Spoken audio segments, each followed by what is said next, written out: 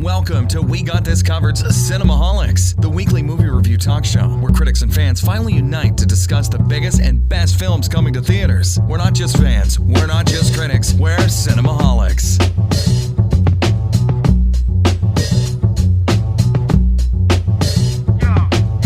Welcome once again to Cinemaholics, the official podcast of WeGotThisCovered.com. I'm your host, John Negroni from the Internet, California. On the show today, we have from the Internet, Pennsylvania. He is a pop culture writer for Cinema Blend. He also writes about film for every website that's ever existed. It's Will Ashton. That's quite a lofty byline for me, but I guess I'll take it. Yeah, it's your goal anyway. But sure. Also from the broadband basement, he is our sound and joke producer and all-around film fan, Soundmaster Maverick Hines. Hello. This week, we're going to be reviewing Crazy Rich Asians, and that's not all. We're going to be talking about To All the Boys I've Loved Before, going to be on Netflix, Alpha, Mile 22, and another Netflix thing. This is a show, Disenchantment, from the creator of The Simpsons and Futurama. We have quite a lot to get to, so let's start things off with our off topics. First up, we're just going to keep talking about this until it happens. Our Q&A episode is coming up. For those of you who don't know, Q&A stands for question and answer, and it's a very simple deal. You've asked us questions, you've sent us comments, emails, and all that fun stuff. We're going to be answering all of your movie-related, and there are other topics I've seen so far. All your movie-related questions in an entire episode dedicated to you, the fans. It's our Q&A episode that's coming soon. We're looking at doing it either toward the end of the summer or sometime like this fall's beginning. But we're still pretty open to when that's going to come out because we want to have a fall movie preview, right? Well, like we want people to know what's coming out from September to December. Yeah. If that's of interest, I think it's worth doing. I mean, I don't know, because we have a couple good movies to talk about, or movies that look pretty good at least, coming up before the fall. So it's quite a gamble to figure out how to get that into the works, but it's something I definitely want to do. We usually save our preview episodes there's always a lull in between seasons. There's always that week where nothing comes out that is just interesting enough to talk about, I think. Mm-hmm. And I was looking at the schedule, and I don't know what that's going to be this year because there's some good stuff. So we'll figure it out, and we'll let you know once we know. But for now, that's our Q&A episode. You can send us your questions, movie-related questions, all that fun stuff. What's our favorite decade for movies? What's our favorite movie that came out the year we were born? We got a lot of questions of what do you think of this movie? We had one Twitter follower wants to know what we think of Scent of a Woman, because I think I mentioned it offhandedly in an episode, and so that's one mystery that just hasn't been solved yet. Have you? Yeah, you look confused, Maverick. Have you seen it? I've just never heard that said before. The scent of a woman? Yeah, I didn't know women had scents. But yes, that's our Q&A episode. We want to hear all your questions. Wait, unrelated. Maverick, to you never heard of Scent of a Woman? No, that's the Al Pacino one. You've heard the hoo-ah thing. I don't know what you're talking about. You ever see anyone do an impression of Al Pacino ever? I don't think so. This is really condescending. Yeah. Well, I guess to be fair, anyone that ever does an impression of Al Pacino, it's usually ever Scarface or Scent of a Woman. Or Heat. Because they either do the say hello to my little friend, or they do the hoo-ah thing. So that's where that part comes from. I've heard one of those things. Yeah. Well, maybe that's one thing we'll be able to ask each other questions on the Q&A episode. Maybe I'll be able to ask Will if he can do an Al Pacino impression for us. Yeah, we'll save that Al Pacino impression for that episode. Yeah, keep it in your back pocket. Get your practice on. Okay, we only have one other off topic this week. This one has to do with everybody's favorite movie topic ever, and that's MoviePass. Everybody loves talking about MoviePass at this point, right? Will Ashton, that's a good conversation starter. It's basically something that comes up every single day around film Twitter, but yeah. I don't know. It just, at this point, it's like watching a flaming ship. You can't look away from it, but it is something that is unfortunate because I do want that model to succeed, but at the same time, it seems like the company is doing everything in its power to not succeed. So, well, we've done our best to avoid talking about it unless there's something newsworthy around it. And the trouble is that they do something newsworthy every week. So for those of you who are like, what is MoviePass? I'm sure there are some of you out there who just don't know what this is, or maybe you've heard of it and you don't really. Is it available outside the US? I think so. Yeah, I wasn't sure. Let's find out. If you're outside the U.S., let us know. I know it's not big outside the U.S. I think Cinemia is bigger in the U.K. But right. MoviePass is a way for you to pay a subscription like you would for Netflix, but for going to the movies. I just looked it up. According to the interweb Reddit, MoviePass is not available outside the U.S. Oh, okay. Well, we apologize for our international fans of Cinemaholics that this is not as newsworthy for them, but maybe you'll still find it interesting. This is a business model where, and it could stretch out to outside the U.S. It's something that is happening in other countries, but under different companies. But it's a way for you to pay $10 a month, and you can watch one movie a day, every day, unlimited, right? So you can do this at all the accepted. Unlimited. Yeah, in theory, you can do this in theaters. They've been running into a lot of trouble the last month, really. Like, they've been blacking out dates. They've been making it impossible for people to even watch movies. They ran out of money. And that was the last time we talked about this, was that we kind of breaking this down a little, and I stuck with it because a lot of people have been canceling because they changed their business model again to where you can only watch 3 movies a month. So it's still worth it. You're still saving money, but for $10, that's still appealing to some people. Yeah, right? It's like a Groupon at that point. Instead of being able to watch 30 movies a month for $10, you can watch 3 for $10, which obviously a big difference. Now, most people, I think they're assuming we're only watching 2 or 3 anyway. So, this new business model comes out, and all of the people who, canceled, happened. Me being one of those. You were one of them, got charged by MoviePass, even though they changed their billing information. So you know something about this, Maverick Hines. Can you speak to it? Or? Yeah, well, I mean, I am lucky enough to be one of the people they did not charge after the cancellation, but I don't know if we talked about this last couple times, but I did cancel MoviePass and switch to the AMC A-list, just because that's right by we live close to AMC, so it's convenient. But on top of that, it's just I wasn't even able to use MoviePass anymore for what we do. I don't see as many movies as John. I probably see maybe 1. Sometimes I'll see 2 a week. But it got to a point where the theaters we were going to, I couldn't. Like, it was a use. I was paying $10 a month, which was great, but I was paying $10 a month movies that I wasn't using. Right. So I know that a couple of our friends, they canceled and still got charged after the fact. Right. And it's kind of crazy. It's kind of, like Will said, like they're just kind of, every week there's something new. They're just trying. Well, now they're just like taking money from people who have opted out. And that's the part that's. I thought it was funny because after we were talking about this, I forgot to tell you I got this email, John. I don't know if you guys got it, but they're like doing a big giveaway now. Yes, I did get that. I got an email from MoviePass. They're celebrating 1 year of their $10 subscription, and you get to enter. And if you win, they send you to Hollywood or whatever and do all this stuff. But I was like, y'all are stealing money from people, and you're flying people to LA now. Yeah. So they're doing some big giveaway thing, trying to you can tell it's kind of like a last desperate sign up. Right. Please, yeah, we're still enter. relevant. Yeah.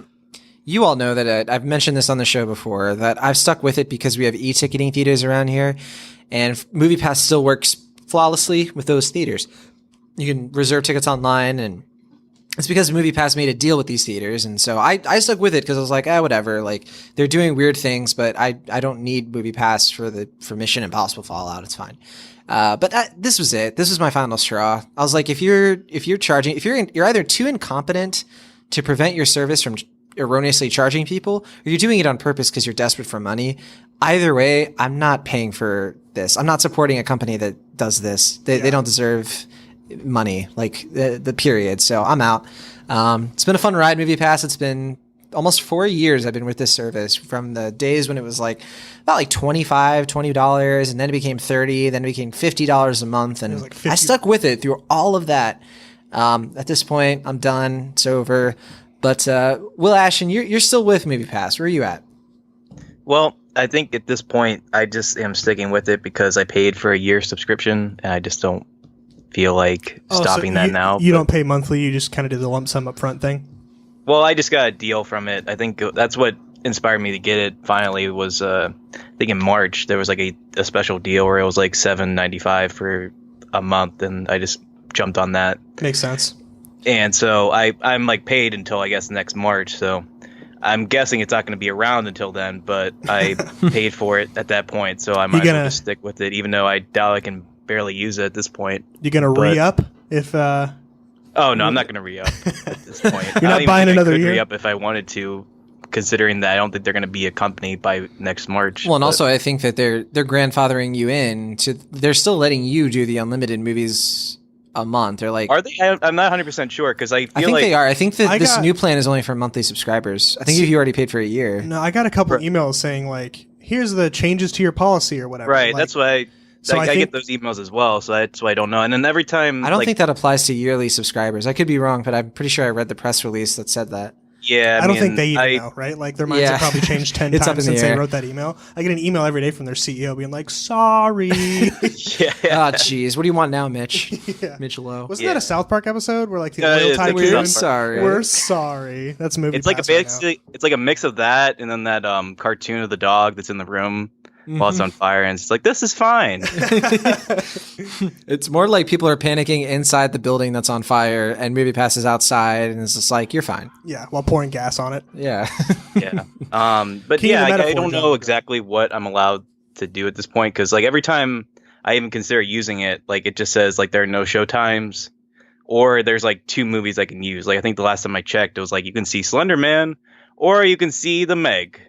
And it's like, those are 2 you can't very see The Meg things. after 7 because then we're gonna say no show times. Yeah, and also, did you already use MoviePass to see The Meg, or you saw that at a screening? I saw that as screening, and I don't know. I mean, are you gonna see Slender Man then? Chris and seeing Slender Man, but yeah, if that's the only thing I can see with MoviePass, then I don't know.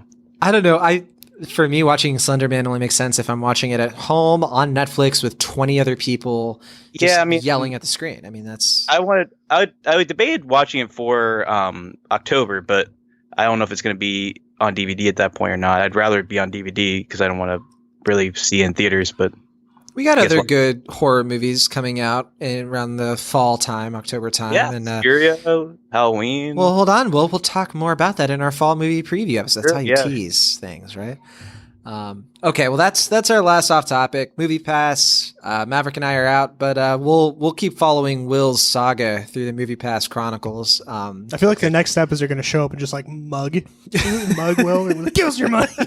Yeah, like, I canceled. I thought you meant like a mug, like a MoviePass mug, like I'm somehow like the CEO of the company now. There you go. That's much. I mean, honestly, if you re-up, you'll probably own more stakes than other people do with all the money they have. Mitch Lowe shows up at your house. Will, we need your help. The next person that signs up is a majority shareholder. Yeah. All right. Well, that's MoviePass, the final straw. If you have any MoviePass experiences, any takes on the subject, be sure to let us know in the comments and email us anytime, of course, cinemaholics@gmail.com. Okay.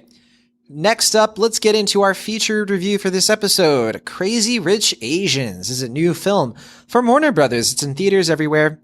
And it's a big, important movie. It's a movie that features an all-Asian cast, which is not normal, obviously, for American movies. So it's definitely a huge step forward.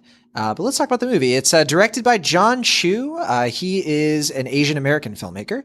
He directed, we talked about this last week, but he directed 2 of the Step Up movies, Step Up to the Streets and Step Up 3D. He's probably better known for G.I. Joe Retaliation, Gem the Holograms, and Now You See Me Too. Which, none of those movies I'm a big fan of, but I do like the Step Up movies. I think you're underestimating how popular those Step Up movies were about, 8 or 10 years ago. Well, I'm saying I liked those movies. I really like the Step Up movies. I kind of. Well, I mean, you were saying that like he's mostly known for like Gem the Holograms. Only because they're a little bit more recent, I guess. But I see your point. Right? Yeah. Step Up still is, a thing, I guess. I don't think they did any other movies after Step Up 3D, right? I think there's like a YouTube Red show of it now or something. Oh man, I'll have to catch It's that. weird. But yeah, they made like 6 movies. I lost track after like 4, but it kept going in some way or another. I just don't exactly know how. Well, Will, last week you mentioned that you believe Crazy Rich Asians is the best film by John Chu yet.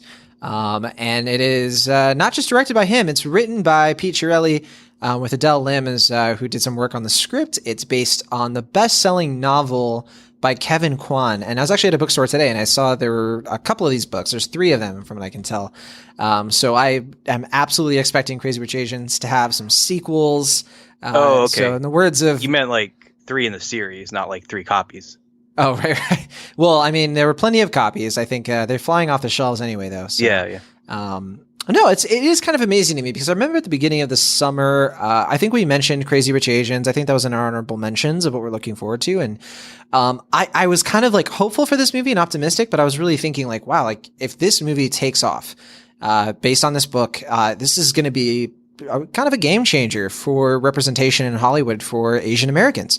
And you know, we were probably right to assume that because I think a lot of this cast is full of Asian American actors, some Asian actors from all manner of countries. Even though the movie takes place in Singapore, they kind of take Asian, like it's not just like Singaporean people, right? There's a pretty wide range of representation, I'd say. Yeah, and I've even read some takes online that are a little, critical of this decision because they're kind of like, someone was critical online, Jonathan. No, it might have even happened on Twitter. Are you sure?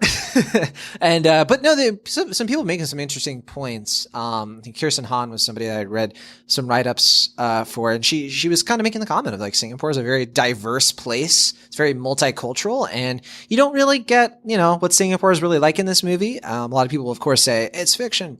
But regardless, that's the movie we got. It is, oh boy, this is a huge cast. I don't really know where to start. The two main leads are Constance Wu and Henry Golding. My girl, Constance. Woo! Constance is, of course, from Fresh Off the Boat. Yeah, that was really aggressive. I didn't mean to do it like that. Cat calling her over podcast waves. Henry Golding. So I looked this up, and apparently he is like because I had never really heard of him until last week, and I mentioned he was a newcomer. That's true to film. He's not a newcomer to like entertainment. He's been in like some traveling shows or reality TV, I want to say. Oh, really? Yeah, and they even make the joke about like he's like the Asian Bachelor. It's kind of that deal. I think he's like a reality TV show host.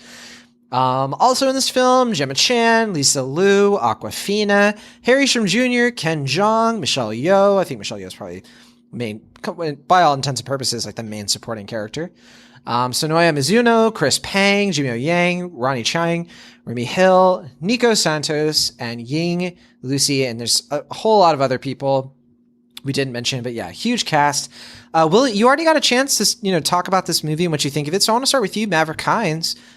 Crazy Rich Asians, you saw this with your wife, who is Japanese American. Mm-hmm. What did you two think of it? I mean, were you excited going in? Yeah, so I had only seen the preview, or the trailer, sorry, one time. And I was like, oh, this looks really fun. So I'd say I went into this probably slightly more optimistic than I've gone into movies in a while, which was cool because it just seemed like it was just going to be like a fun kind of, cool little movie. My wife was over the moon excited. She was so excited to see a movie with such great Asian representation, being half Asian American herself. We went with a group of friends, and I have to say I had a really good time. I like this movie. Like I said, I went in optimistically, but like I enjoyed it more than I thought I was going to. What got me the most was just like the humor in this. There were little bits of humor that were just like I was laughing out loud, and I don't think I emote too much during movies a lot of the time, or in real life. Yeah, I'm just pretty apathetic all the time. But really, it was so funny, and like I would say that every character did such a good job playing their role, whether it was like a super serious role or just being like outlandishly weird and charismatic. And I just had a really good time with it. I thought it was a fun story. It wasn't like the most original thing in the world, and it wasn't, I didn't walk away with my life changed by any means, but like it was a really fun movie to go see. And I have to say, John and I live in an area that is has a lot of Asian population. There's, it's predominantly Asian and Indian here, and our theater was packed. Yeah. Like, I got there before. It was me and 3 friends, and I got there early, and I was like fighting people for seats. We had to sit in like almost the very front row.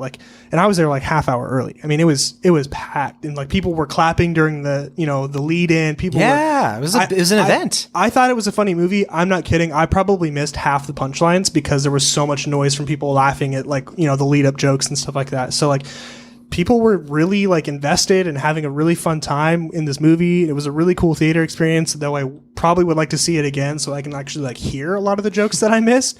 But I think it's just cool to go to a movie and like sit down with a group of people and like everyone's kind of in the same place, and it was really fun. It was exciting, and like people were just having a really fun time. Like it felt like I was at a cool party, right? Like it was just really fun. It did feel like we were at our own Crazy Rich Asian party. Yeah. But it was like Asians, across all the economic spectrum. Yeah. I will say one thing I wanted to point out too is like a bunch of people who went to the theater showing that I went to, like a lot of like Asian women got dressed up in like super fancy outfits. There were like sparkly dresses and like ballroom gowns. It was. See, I didn't get that in my theater. No, but you didn't go to a later showing, right? Well, I did. I went on a Wednesday. Okay. Because for some reason it did a midweek release. Yeah, that was weird. Yeah. So like I went on a Wednesday and I was gonna go at like my normal evening time, but I sold out all over the Bay Area on a Wednesday. I know it's August. People came out for this movie, and it was the same thing. Like I was fortunate enough to be alone and isolated, so I was able to just get like a seat that I could tucked in the corner, yelling at people. Right, but if you had come to my screening, Maverick, like there were no seats together. Like you couldn't find two, not even in the front row. Yeah, it was crazy. But all in all, I mean, I don't have a lot to say about the story. It's not the most compelling or original thing in the world. We forgot to say what the story is. Oh, I thought you already did your. I just assumed you did I gloss over it. The story follows a not so rich woman from New York. Her name is Rachel.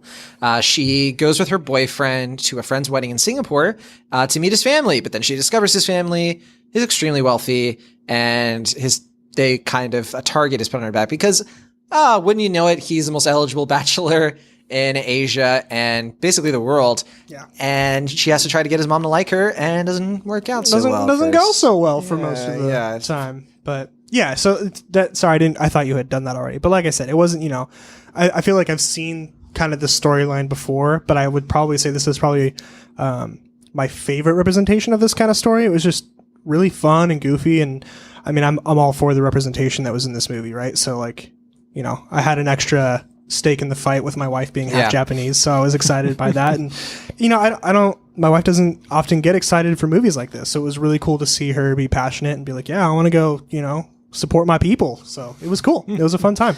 Yeah, the only reason I think I caught any of the jokes, despite it was a loud Did you crowd, have a device right? in? No, I had the closed captioning device this time. Lucky which you, really man. works really well, actually. I kind of recommend it for anybody, even if you don't have accessibility issues, although save it for the people who really need it. But yeah, the closed captioning helped me out a lot because I was able to catch a lot of details that I probably definitely would have missed. Yeah, so you probably know what I was talking about, where there would be like a joke that led into a sneaky right. punchline. That I missed a lot of those. But I will say, who's the funny friend? What's the actress's name? Which one? Her like college friend who's like the her name is Picklin, and the actress's name is Aquafina. Aquafina, yeah. So she's fantastic. She was so freaking hilarious in this. Some of the stuff, I don't want to give away the jokes, but I think two of my favorite parts in the movie were like really sly jokes that she made, and I was laughing for like 10 minutes. So she was great. She's like a rapper in real life? Yeah. She's like from Queens. Yeah, she's a real deal. Yeah, there's a little bit of controversy with her, kind of as a personality. There's just sort of this like backlash toward her of like she's an Asian person, sort of acting African American, and sort of using that as sort of her brand. There's a lot of arguments on like both sides of kind of like, is that okay and stuff like that. She's not a big presence of this movie, but obviously she's kind of like the main comedic relief character, I guess. Yeah, but, her and the cousin, whatever his name is. Oh, Peely, or I forget. They were kind of like the comedic duo side they're characters. Funny. Yeah. Really Ken Jeong is in it for like 10 seconds, and it's good. And, it's this is that kind of movie where it's a huge ensemble, but the real focus is on Constance Wu and Henry Golding. And you really need that to work. Those two, and then Michelle Yeoh, the mom. Mm-hmm. And overall, I think it really works. All three characters, they're all likable. They all make sense. They all have motivations. They're in funny situations. And they're in a movie that's big and loud and colorful and entertaining. Every second of it is entertaining. It's like all of the set pieces, all of the situations. Yeah, it's pretty formulaic as far as these stories go. What makes it unique and interesting is the setting of Singapore. It's not a place that we get to see often, especially in this kind of light. I mean, like you don't usually see this side of East Asia. You get to see things like really wonderful scenes of just like people eating street food and sort of engaging with the culture. You get to see elaborate wealth on display in ways that are just jokes in their own, right. There's a lot to this movie. It's not the deepest thing I've ever seen, but it's funny. I said last week that I was hoping that it would be warm-hearted. That was something that I was kind of hearing, and it really was. I felt myself just really being kind of soothed into a lullaby of enjoying these people and what they're going through. Even though there's all of these scenes of like characters doing wild, outlandish, crazy party stuff, right? There are some really unlikable characters in here, but what I like about that is that there's a diversity of the Asian person on display. Even though I would sort of agree, based on what I know of Singapore, that it doesn't really reflect that country as a whole. It's not perfectly representative of Asians. It is actually really good at representing all the simple truth that a lot of Asian people are very different. It's a very sad thing that sometimes people kind of don't assume that. They may know it intellectually, but that's how stereotypes work. And you sort of assume like the one Asian character in an all white cast is sort of like, that one character in Crazy Rich Asians, who is the sort of like, take your pick, But in Crazy Rich Asians, you actually get a spectrum of personalities and characters and motivations. And cultures. Cultures. There's good, there's bad. And that's, I think, pretty useful. And it's something that's, I can see it being a reason why seeing this movie, especially for a lot of Asian Americans, for them, it's just exciting to sort of see yourself on screen. And then for the rest of us, it's exciting because we get to see something different and new and fresh and interesting. So, I like this movie a lot. It's very, very good. Will Ashton, you've spoken on it a little bit already, but, go ahead and, now we can go into some more detail. Yeah. I mean, I think, going off of what you were saying before, I think it's worth noting that I guess at one point Netflix was actually pretty interested in distributing this movie, but John M. Chu, he said it was like life-changing money, I think was the quote he used. He turned it down because he wanted to make sure this movie was seen on the big screen. He wanted it to be like this big crowd-pleasing event, and I think that's important. I think that's what makes this movie so enjoyable. Is like you were saying, John. I think you said it very well. You get to see this movie that.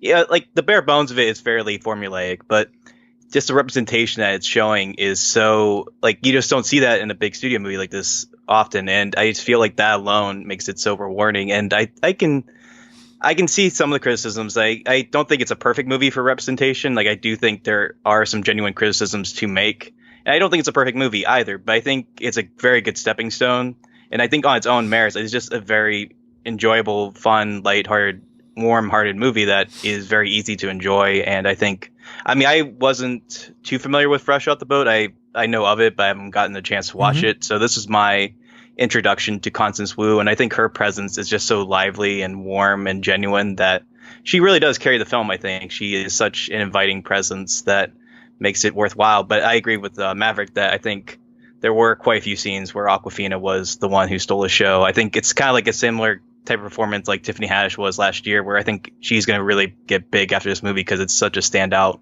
supporting turn that I don't know if it's necessarily that she steals the movie. I think it's ultimately Constance Wu's movie, but she is such a big presence in it. I think it's really going to boost her resume. And I'm trying to think what else I haven't gotten to touch on that you guys talked about or that I didn't talk about last week, but I think that's pretty good for now.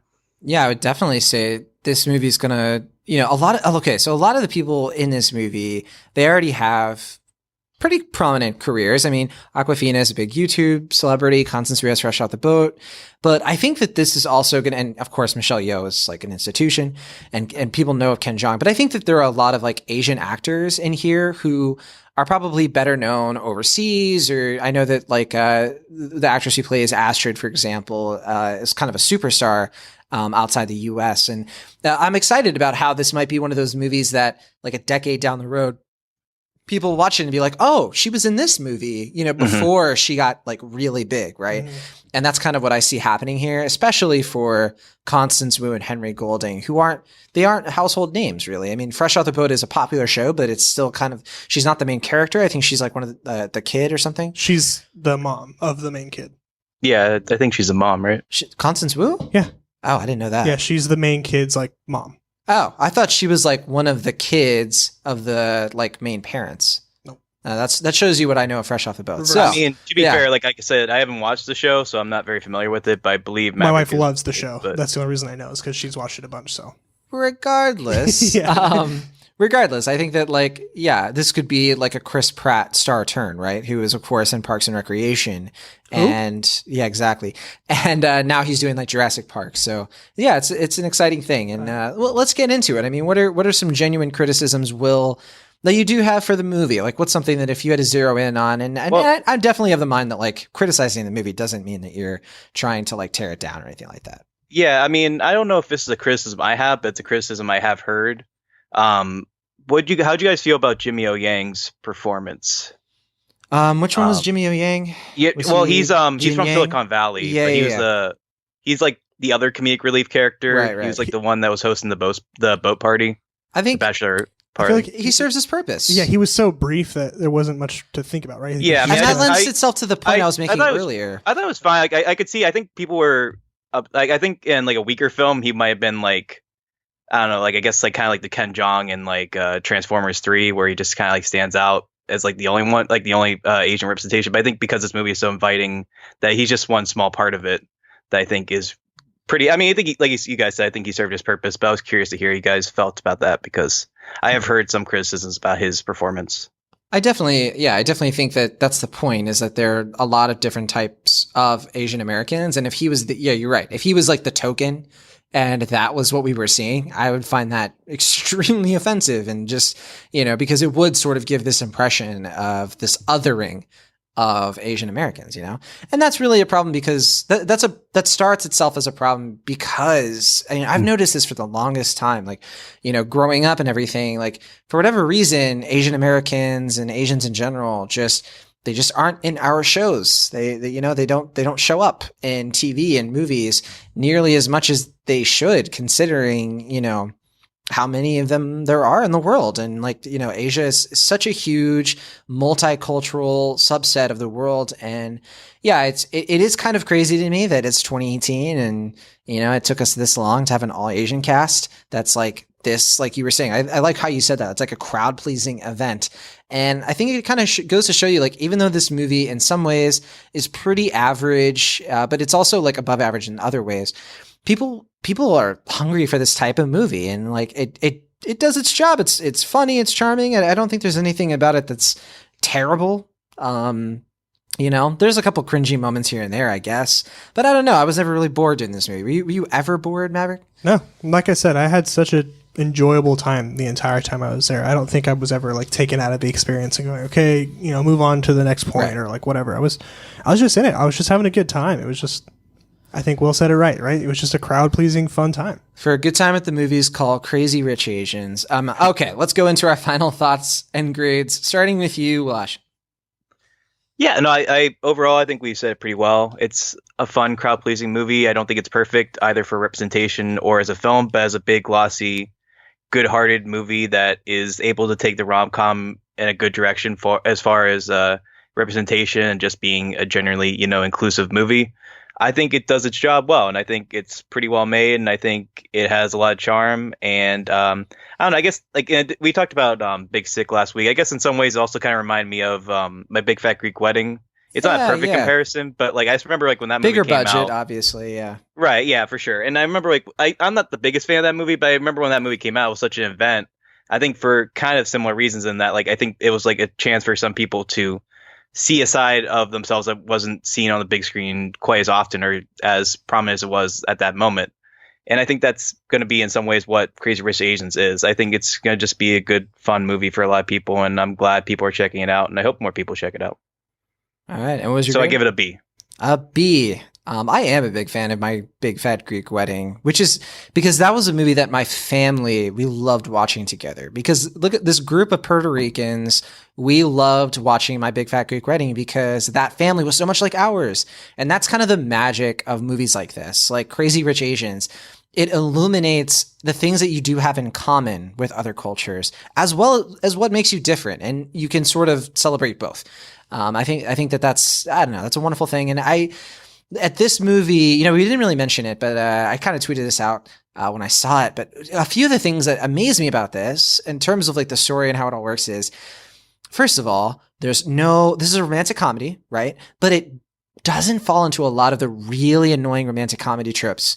There's no liar reveal situation, right? Where one character's lying the whole movie and then it gets revealed in the end. None of that. There's no like mistake, like misunderstandings or any sort of like, oh, you know, like I walked into the room at the wrong time and saw you saying this to this person. Oh no, if only we could resolve it. No, there's like the drama is genuine.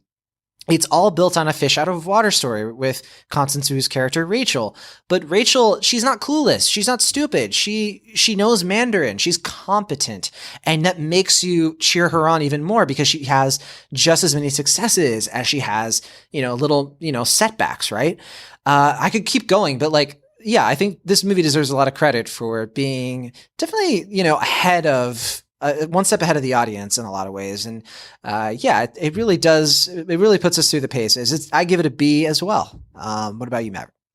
Yeah, I think you guys have covered a lot of it. I mean, I said it in the beginning, but for me, it was just really, really enjoyable to go in and sit in a movie and have a really fun experience, not only watching the film, but like with the crowd too, and seeing so many people getting excited from watching this. And it was just a good time, and it was a really enjoyable time. So for me, I'm going to give it a B+ because I just had so much fun with it. All right. That's a B+ average. Go check it out. Crazy Rich Asians, now playing in theaters everywhere. Let's get into our mini reviews.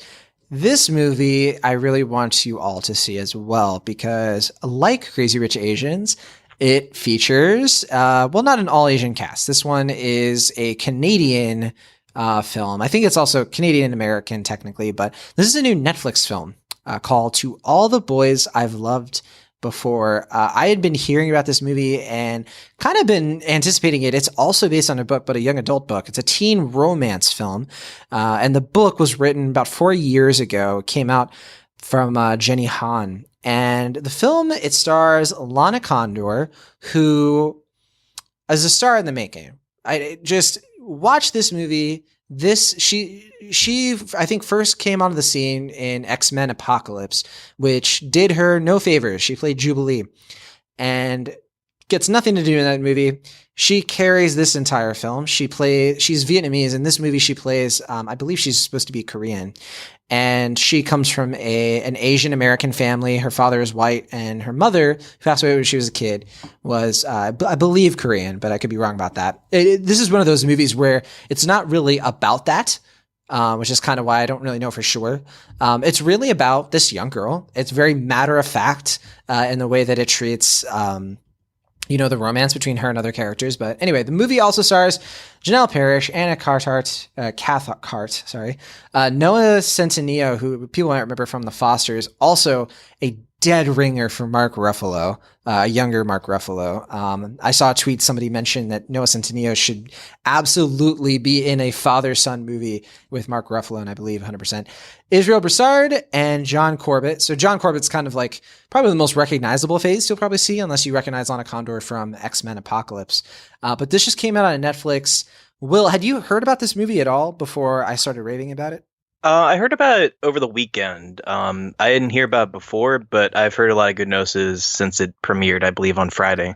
It is really good stuff. It like Crazy Rich Asians, man, and it's very different. It's also a romance, but from the perspective of a young teenage girl. The movie is directed by Susan Johnson, and I really liked this one. It really won me over. The movie is about a young girl. She is like a junior/senior in high school. And she's like in love with the neighbor kid. The neighbor kid, though, has been dating her sister for 2 years.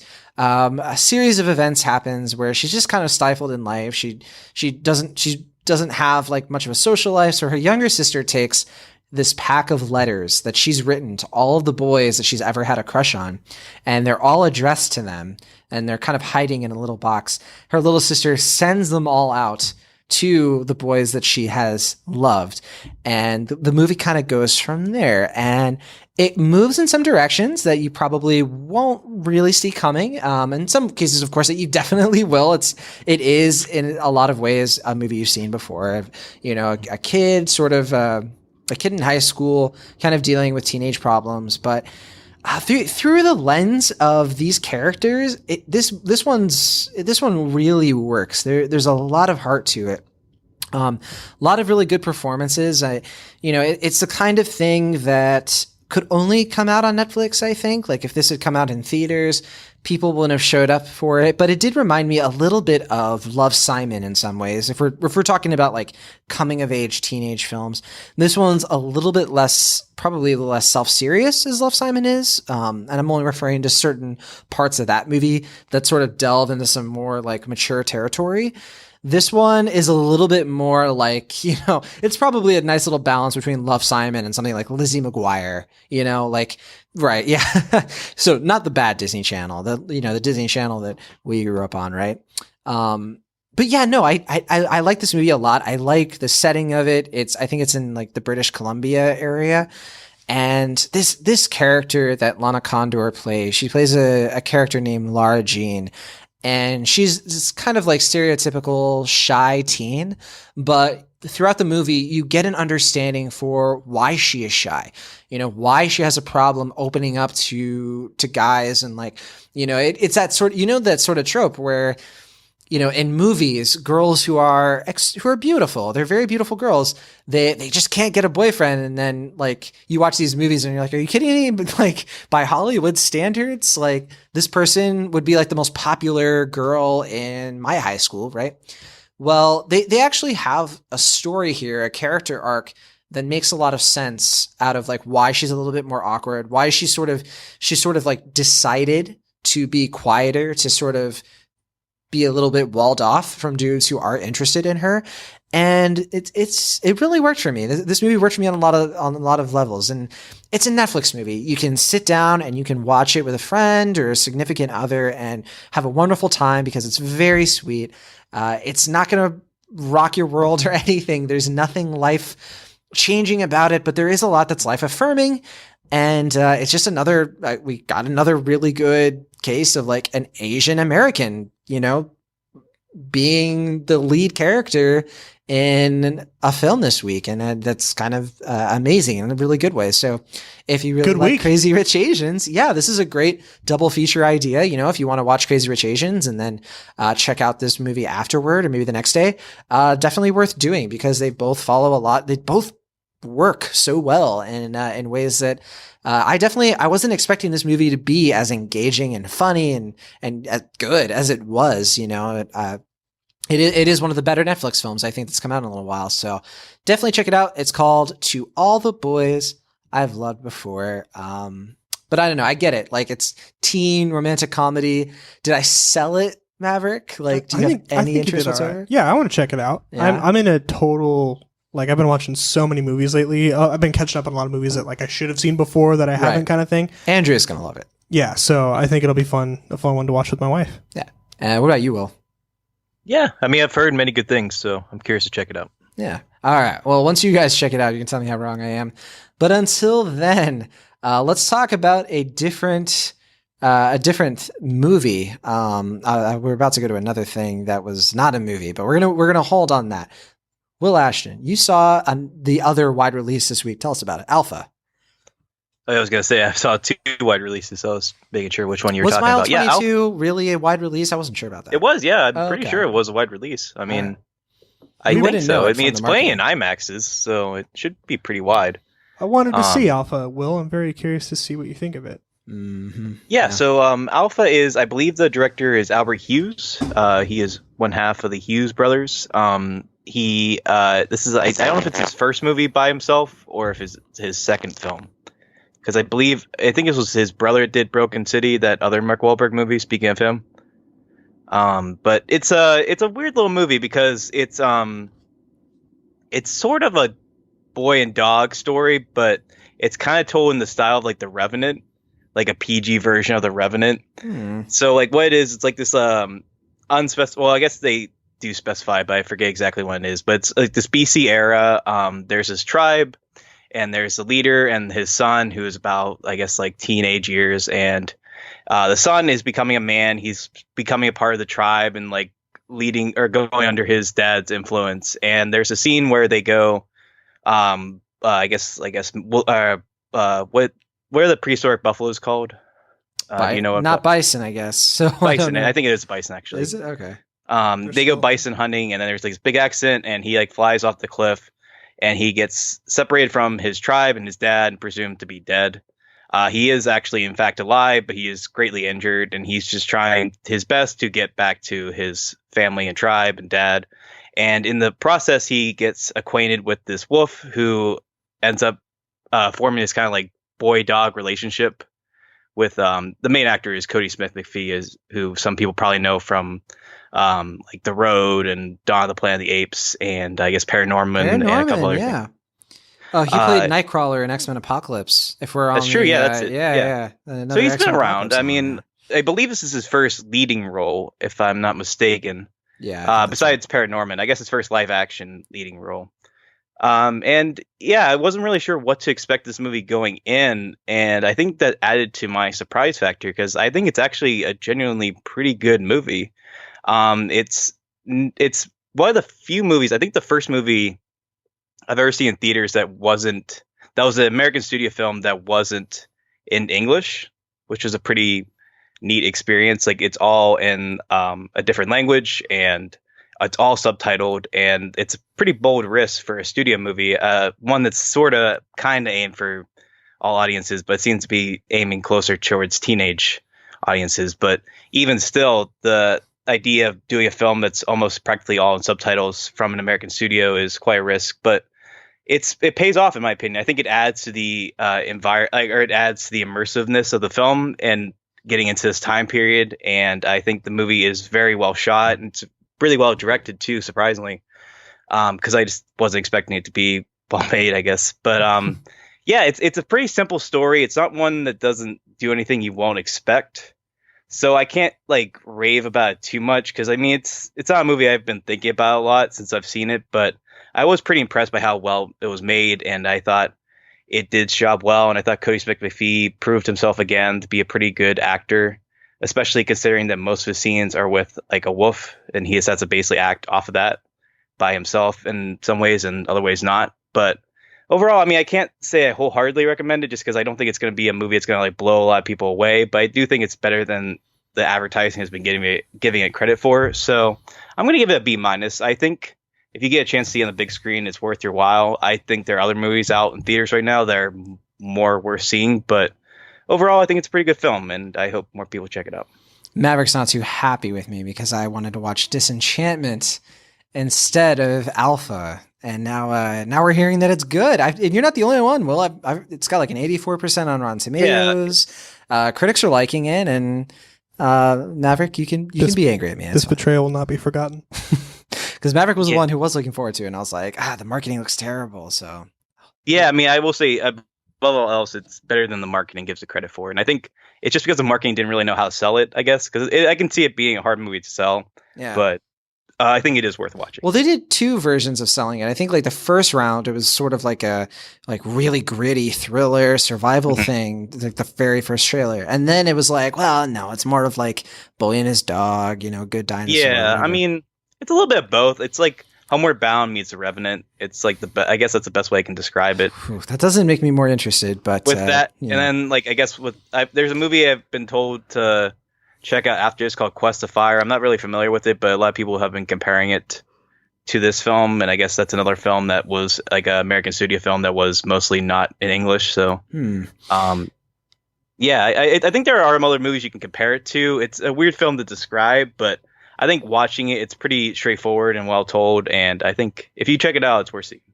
Well, my only thing with that is if you're gonna run the risk of it being all subtitled, which the risk apparently like it's not making waves at the box office, it might actually be a flop. But if you're gonna do that, then why would the dog's name be Alpha, which is based off of a language that wasn't invented until like a millennia after this movie is supposed to take place? I don't get that. I mean, there are some things I think you just have to excuse, I guess. I mean, we'll leave it to CinemaSins. They'll address it. Yeah. I don't know. I mean, I didn't put too much thought into that, honestly, but I wasn't really familiar with the origins of the word alpha. Right. Well, the alphabet. Anyway. Oh, really? Is that where it comes from? The Greek. It's like the Greek thing, right? I mean, I don't know. I'm not a historical expert. I'm not going to say anything. That's more of with like an English confidence lesson. about I this. Here would come say, the right? comments, John. Okay, well, yeah, we'll let the listeners decide what the facts are. Well, yeah, I mean, I'm glad I learned something in this episode. First time ever. Yeah, that doesn't usually happen. Okay, here's something that all three of us saw. So it's a party mini review. Yeah. As Rocket Power would say, party wave.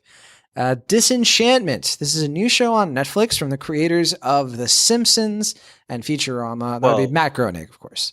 Yeah, Matt Groening. I was gonna say. I mean, it's mainly him. I mean, it's not like Al Jean or anyone. Right. From I don't know if anyone from Futurama is involved or not. If There they are, it's Billy pretty West and Joe limited. DiMaggio. So I'm kind of Well, I mean, like from looping a in creative some of the standpoint, not voice casts. acting wise. Right. Well, Billy West and Joe DiMaggio do have some creative standing with the show, don't they? Oh, do they? I think so. I mean, they're not in the. I think they're in the writers' room. I don't think they're usually credited for anything, but I've always.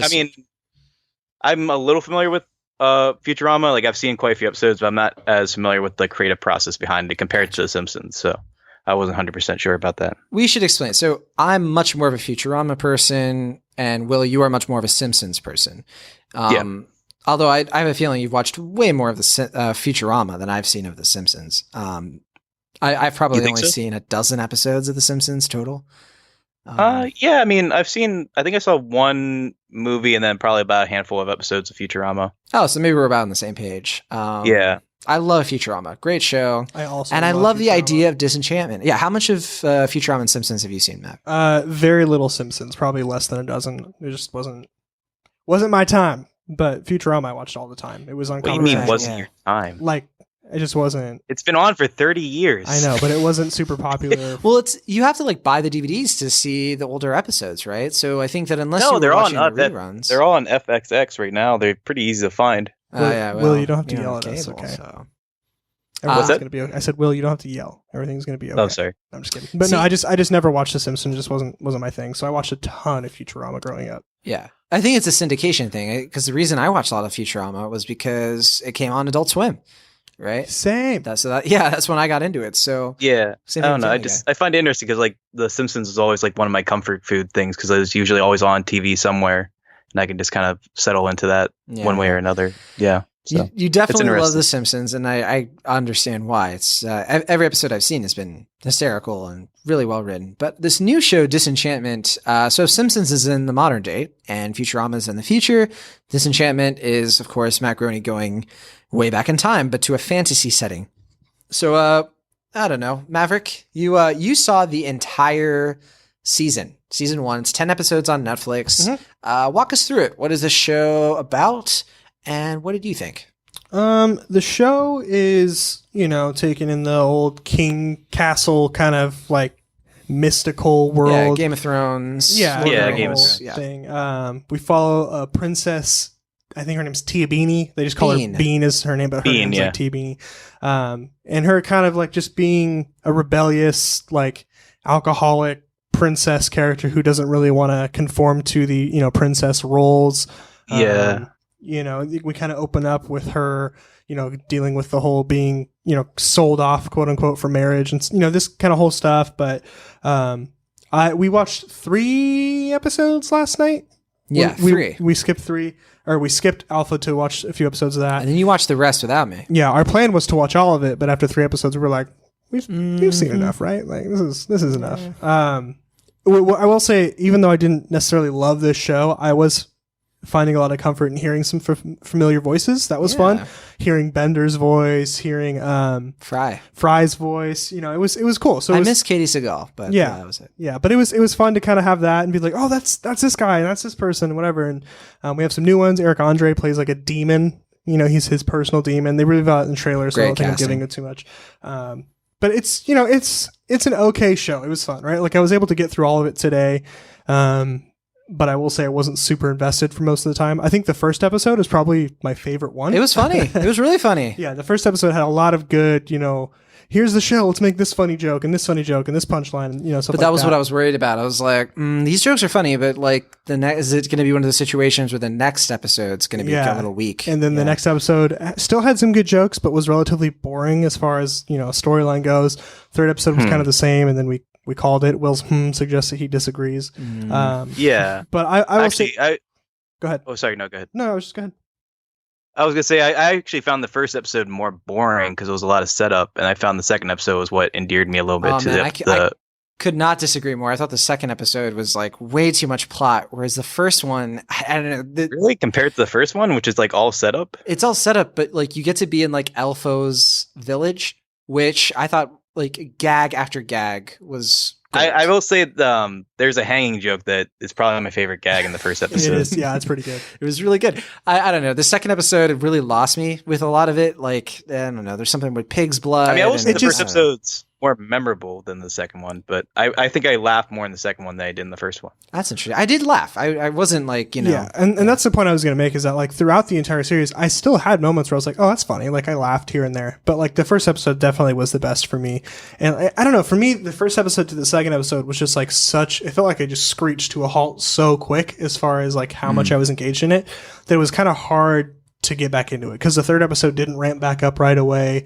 So that's what see, that's the thing. The third one started up and then I was like, okay, we got through the first two episodes, which were a lot of build up and a lot of like, okay, now we have the status quo of the show. Yeah. Right. It's like it had 2 episodes to do it. Futurama didn't 1.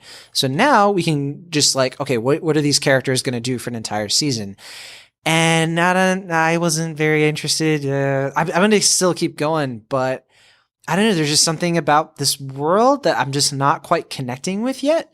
And in theory, I want to, but yeah, it's not really hitting me on any level besides the occasional, chuckle. Yeah. What about you, Will?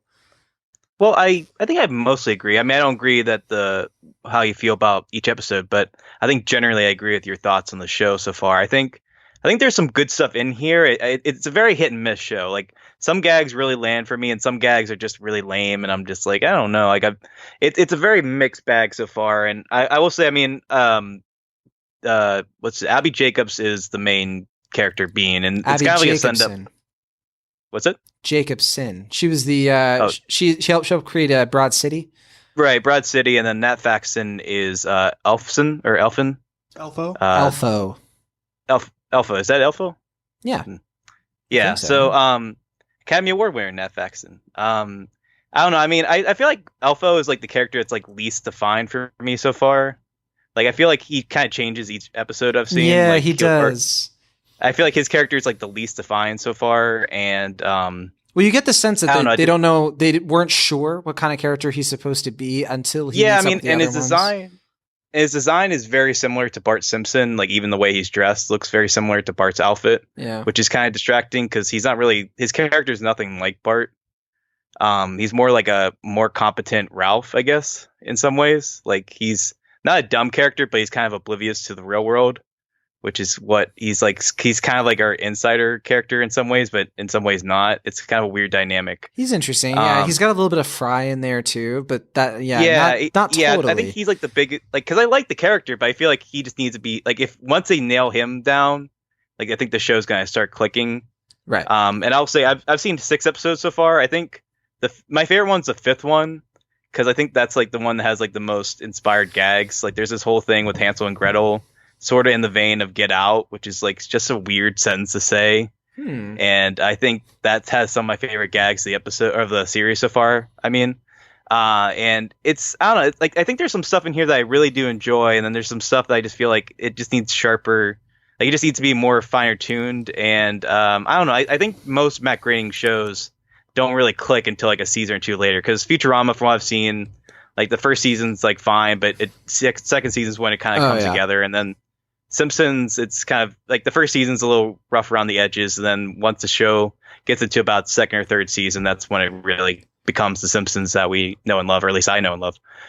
So yeah, I mean, I want to keep giving it the benefit of the doubt, because I think there's a chance that it could be a pretty good show, but at the same time, I feel like Matt Groening is pretty much past his prime at this point. Like he doesn't really necessarily need to make the show, so I'm assuming he's doing it because he wants to, because he's pretty well off at this point with Simpson royalties alone.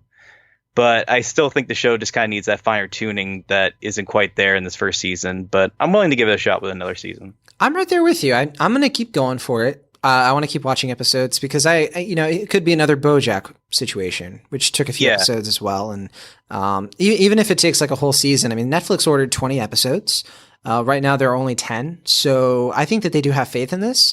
My only criticism is that I do like it's only 10 episodes. That's right. That's the right amount. Thank you, Netflix. But I think for this kind of comedy, they stretch the storylines a little bit too far. So like the episodes just seem a little too long to me. Like they're episodes that should feel like 21, 22 minutes, but instead they range from like 26 to 35. So yeah, that's weird. It's a lot. It's a lot. And it's weird saying that because I've been really enjoying Casual, which I'm actually getting close to finishing. Yeah. And that show really does well with like a 30-minute, structure. That's a show that has like a lot of drama ingrained in it. Right, I feel like this is just mostly comedy. Right. And I feel think like most comedy. Yeah.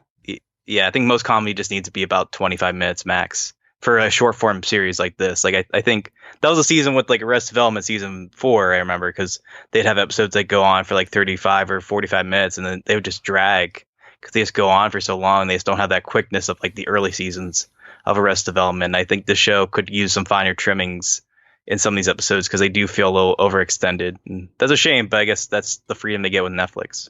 Very true. Maverick, if those extra 10 episodes come out, if the show's not canceled, are you going to check it out? Yeah, I was going to say that I was, even though I talked about being bored for most of the season, the last episode actually did kind of spark some interest for the next one. So I am curious as what's going to happen next in season 2. I'd say the last episode is the first time after the first episode where I was like, oh, this might be interesting. So, yeah. What's up? Did you like the 5th episode at all, Maverick? Which one was that again? Can you remind me? That was the one with like Hansel and Gretel and the witch. Yeah. It was okay. Like, I think by that time I had kind of almost started to zone out a little bit, so I probably wasn't giving it as much attention as I should have. But like it was, same thing I said before. It had really funny moments and it was cool, but it felt long and I wasn't super interested for most of the time. Yeah, I kind of get that point. Like I was zoning out in like the 3rd episode a little bit more, and that's interesting. I definitely want to finish it up and then see if I like it a little bit more. But it does look like an expensive show. Like the animation is pretty polished, right? It definitely is. Mostly. Well, I would say that like it looks like it's like a solid improvement upon Futurama, right? Yeah. Well, I mean, like every like exposition shot looks really well done. Yeah. But there's like a couple of shots of like characters that look kind of unfinished to me. So it's like a weird mix, I felt. I don't know if I agree with that, but I haven't seen as many episodes. So. That might just be because that might just be the character design for some characters is less polished than others, which is kind of weird. Maybe. Like some character designs are really inspired and unique and kind of weird, and other characters are kind of basic looking, which is I find kind of odd. But I don't know. I think I agree with you on that. But one character who I really came around on was probably Bean, just because I was worried that she was just going to be another Leela. It was like, okay, well, this is our sensual, overconfident, but secretly kind of insecure character, and she's not really like that, from what I can tell. She definitely has like they're actually putting effort into like having her come to life. So I've been enjoying seeing that progress so far. And I like the subplot between her and the cursed demon. That actually to me is what's keeping me interested. Yeah, I mean it's kind of a send up on like the Disney princess in some ways. I think that might have been the initial conceit of the show, and then once it got developed, it kind of came more of like a Game of Thrones parody. But I do like her character overall. It's interesting because I think she's the first Matt Groening show with a female lead, which is pretty interesting on its own. But yeah, I mean, I think the show is actually fairly progressive in some ways. Like it has some characters that challenge certain things, and they tack certain tropes of like the genre that they're spoofing, which I find pretty interesting. I don't know if that's come up later in the season or not, Maverick, but I think those like little touches and just there's like little things here and there that keep me into it. But yeah, it's varied so much in quality. I feel like with each like joke and scene that it's kind of a weird show to watch, certainly while you're binging it, because it just like it's such an influx of quality. All right, well, that's Disenchantment. It's on Netflix now, and you can check out the whole first season, and maybe you'll like it. Let us know if you do. Well, yeah, go ahead. No, just I think overall it's worth watching. I mean, especially if you're a fan of either Futurama or The Simpsons, I think it's worth checking out at least for a handful of episodes. But I don't know if it's going to be everyone's cat or it's going to be everyone's bag. But everyone's cat in the bag. I think that's what you're trying to say. Yeah, I was mixing up my metaphors. They ain't going to be everybody's cat. You'll see. All right. Yeah, well, I think I was getting confused because like they keep calling the demon a cat, I guess that's how they excuse having everyone see the demon. But yeah, I do like the demon. I don't character. think this. Yeah, I don't think the show follows any sense of logic or rules or anything. Right. So that's fine. That's one of my favorite. I don't think you've got to it, but there's like one joke. Some character is like, in this world, like sometimes magic happens, and I don't know how to explain anything. So I don't know. there is in the first episode this whole thing on religion that is just we haven't really figured out religion yet. So yeah, it's pretty great. It's a young practice or something like that. Yeah. Okay, that's Disenchantment. Will, you have the last mini review of the episode for us. Mile 22. Neither of us checked it out. This one's the Mark Wahlberg film. What's going on? Did we miss something good here? Well, yeah, this is like you missed something good, but yeah, this is the new Mark Wahlberg movie. His fourth collaboration with. Why was that so funny? I really like the way you said that. Was good delivery, Will. That was. Thanks. This is Mark Wahlberg's fourth collaboration with Peter Berg, the director of Patriots Day, Lone Survivor, and Deepwater Horizon, in addition to other things outside of Mark Wahlberg's resume. This is like I don't even know where to begin describing this plot because it's just so ludicrous, but it's like this like basically an airplane novel kind of plot where like Mark Wahlberg's character is like this like Jason Bourne-esque like genius who like works in a secret organization of the government that kind of just keeps everyone's stuff in order, and like there's this bomb that's gonna go off with I forget his name, but the main guy from the raid, Uko or I don't know. Yeah, there you go. He's like the main antagonist, and he has like this bomb that they describe as being like 10 times worse than Hiroshima, and it's like this big race to make sure that doesn't detonate. And it's not a plot heavy movie, but it's a type of movie that tries to act smarter than it is. A lot of characters like talk fast, and there's like this very frantic action to it that's supposed to be very intensive. But I feel like this whole movie kind of feels like what would happen if you took Paul Greengrass and Michael Bay and put them in a blender, and you just threw yourself in that blender at the same time and just was rattled in there. Because this movie is very dizzying. It's only like 95 minutes, but it's very frantic and very like over edited. Like every scene, I don't think there's like a single shot in this movie. It's like more than like 15 seconds. Like everything's just like cut. And it's just dizzying and annoying. And I'm saying that as someone who actually tends to like, I think most of the movies I've liked from Peter Berg's resume. I didn't see Patriots Day, but I didn't like Deepwater Horizon. I liked Lone Survivor. I liked like The Rundown. I like Lone Survivor at least.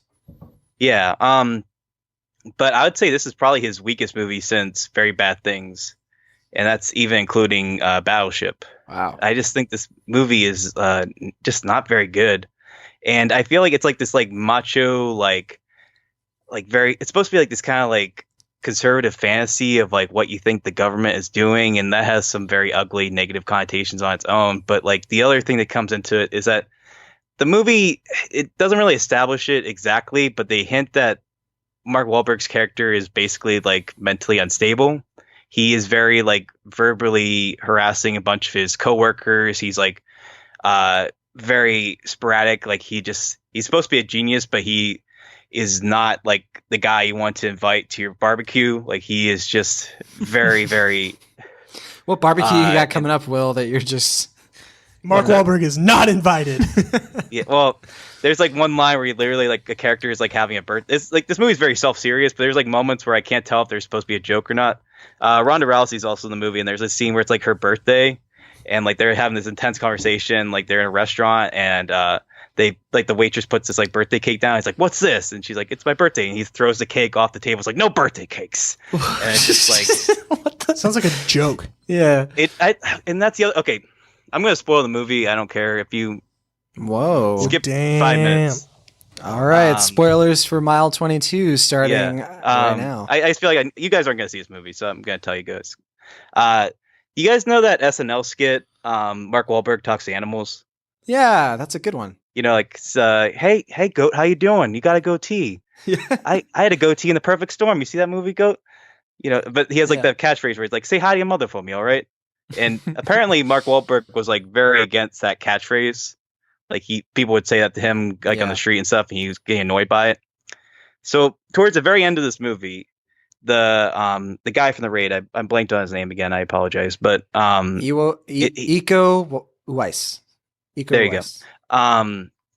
It's like the scene where he's like supposed to be leaving, and he turns like he's getting on this plane, and he turns to Mark Wahlberg, and he's like, "Say hi to your mother for me, all right?" And Mark Wahlberg's like, "What did you say?" And it's supposed to be a reference to, because John Malkovich is also in the movie with a very bad toupee. And he's like quote unquote called mother, and it's like this very flimsy excuse, but it's very intentionally. It's supposed to be like just an excuse to put that line in the movie. But for the life of me, I cannot figure out if they put that line in as like a wink, wink, nod to that line, or if they were trying to subvert it into being like somewhat cool, like twisting it to the point where it's no longer a joke and it's like actually a cool line. If it's the latter, then they failed significantly. But if it's the former, then it was like the rare joke. Like I was 100% not expecting it, and like out of nowhere they just like pull out this like pop culture reference and this terrible. Funny. I really want to believe too that when they filmed that's his actual reaction, because he didn't know that was going to happen. Right. And you're seeing him just right. It's just so random, and that's like I would say, if you're going to see this movie at all, the only reason I'd recommend it is just so at the 90-minute mark, you can hear a character say to Mark Wahlberg in a seemingly very self-serious way, "Say hi to your mother for me, all right?" Because that alone was almost redemptive for this movie experience. But otherwise, this movie is just bad. So it's supposed to... Oh, sorry, finish your thing. No, C-. Maybe a D+. It's bad. Wow. It's supposed to be a franchise. They're already talking about doing a sequel. Yeah. Not excited? I don't know how it's doing at the box office, but the reviews are very bad. Yeah, it's probably not taking the box office by storm. In fact, it made more than Alpha. So it's made $5 million so far of a $35 million budget. So yeah, I don't think it's going to do super hot, but who knows? Yeah. All right, well, that's Mile 22. Glowing endorsement from Will Ashton, at least as far as SNL fans are concerned. Let's finish out the show with what's coming out next week. Starting with The Happy Time Murders. This is one I think, Will, you're going to be seeing this one. What day next week? I am supposed to see it on Thursday, assuming that you don't cancel the screening, because my screening is the same day the movie's supposed to come out, like the same time it's coming out as well, which is very odd. The only time it's ever happened is for another Lionsgate movie called Norm of the North, which I think most people know how that turned out. Yeah, well, this is also from STX Entertainment, and it's directed by Brian Henson. He's the son of Jim Henson. He's also a pretty famed puppet master in his own right. Yeah, didn't he do Muppet Treasure Island? Yeah, he directed Muppet Treasure Island, Muppet Christmas Carol. He's done a lot of TV stuff with the Muppets. And the screenplay is by Todd Berger, who worked on the story with D. Austin Robertson, excuse me. And so this is basically it's Who Framed Roger Rabbit, but with puppets. The puppets say a lot of profanity, and there's a lot of sex jokes and actual explicit puppet sex. So Team America, that kind of thing. Big R-rated film. Definitely a movie that's not for children. But yeah, this is one I think, was this on your most anticipated of the summer, Will, or at least an honorable mention? I think when we did that, there was no trailers or anything, so it was a big question mark for me. I was like, I hope this is good, because it's a project I've actually been following for I think almost 10 years now. I remember it was first making waves in 2010.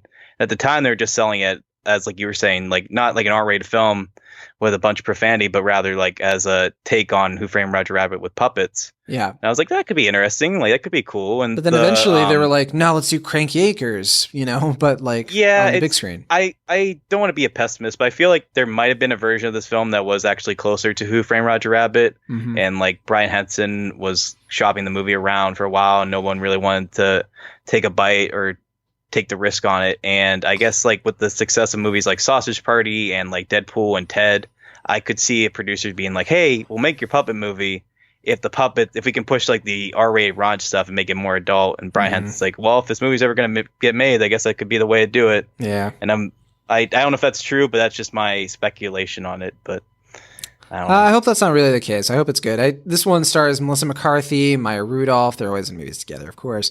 Joel McHale, Jimmy O Yang. He's in another movie. Yeah, he's in this one too. Jin Yang. Leslie David Baker, Ryan Gall, and Elizabeth Banks. So definitely a few actors who are not strangers to R-rated raunchy films. So we'll see how that one turns out. Next up, we have AXL or Axel. This one, it's kind of like when I first saw the poster, I thought it was a joke because it's like futuristic alpha, right? Yeah. This is a wide release from Global Road. It's from Oliver Daly, who also wrote it and he directed it. It's his first film. He did like a short film called Miles previously, and then he basically took his short film and he turned it into a movie. This is about a giant robot dog who becomes friends with a teenage kid. So it's kind of, a lot of people have compared it to movies like Short Circuit, Flight of the Navigator. And it's supposed to be more of like a family movie, not really like a sci-fi, with the robot stuff. What's up with August and dogs? Yeah, I know. Dog it Days, is. Alpha, this movie. I don't recognize any of the actors in this. Alex Newsetter is supposed to be the main guy. No clue who that is. I'm sorry. I think he's in Ithaca, Tribes of Palos Verdes, and Colony, which apparently our shows people are aware of. I'm just not. Tribes of Palos Verdes, that was a movie, right? I don't know. I've never heard of it. I'm just we were sort playing of at the assuming theater, it's TV. so so then maybe okay, yeah. So it's a movie. Yeah.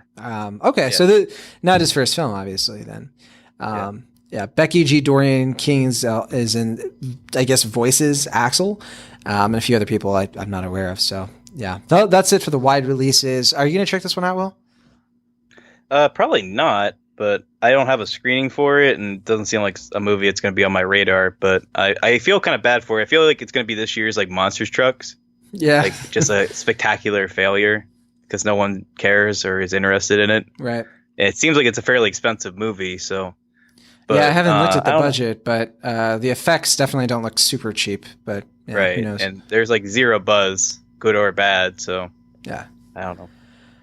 All right. For limited releases, we have Searching, which is going to hit a wider release the week after. I've talked about this movie on the show before. My review is actually going to be coming out by the time a lot of you are listening to this. So, this is the new film from Anisha Jati, who it's told entirely through video computer screens, and it's a wonderful movie. It's so good. If it's playing in your area and you have a chance to check out Searching next weekend, please do. John Cho is in this with Deborah Messing, Michelle Law, and Joseph Lee.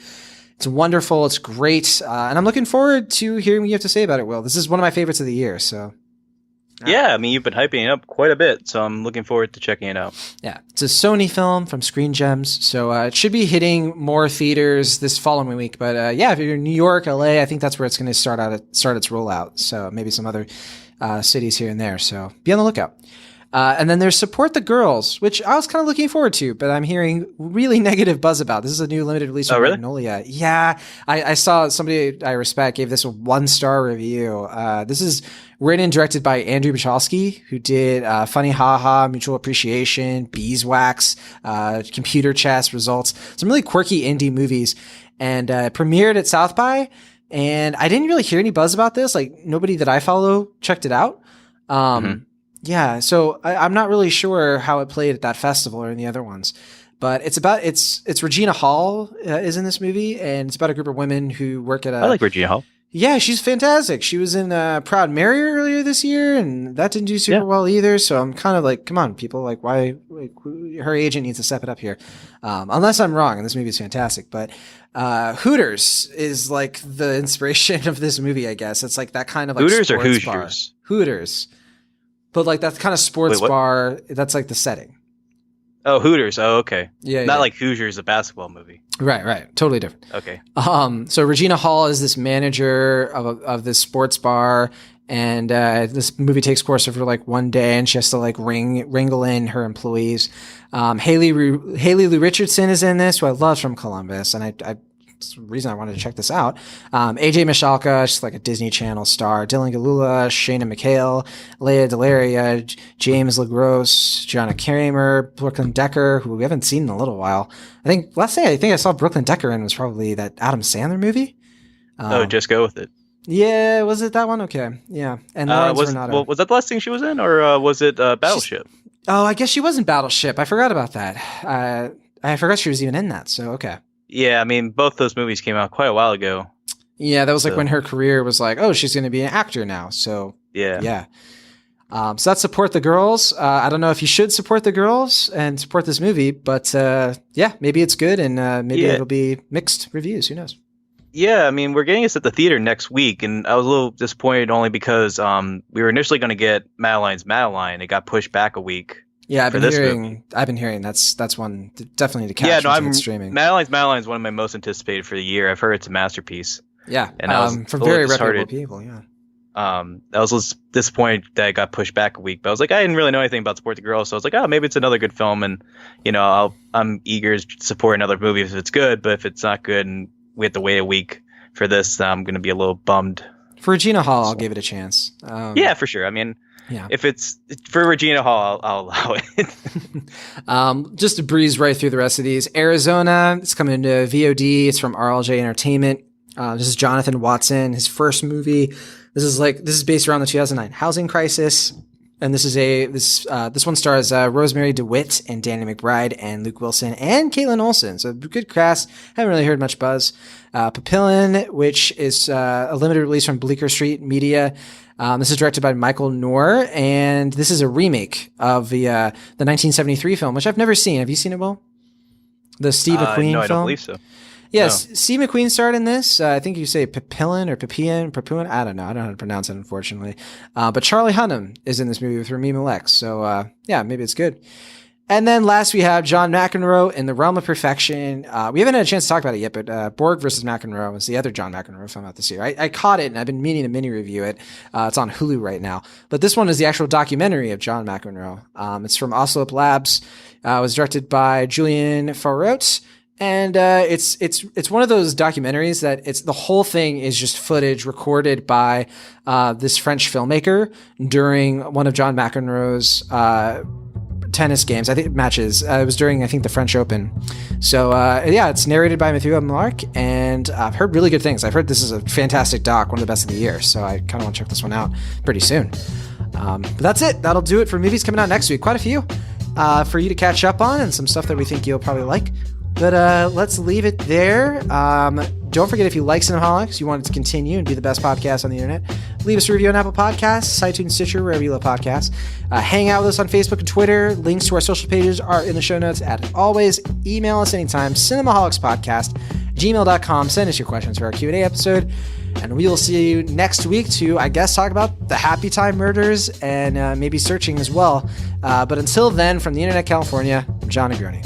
And for the Internet Pennsylvania, I'm Will Ashton. From the Broadband Basement, I am Maverick Hines. See you next time. Bye.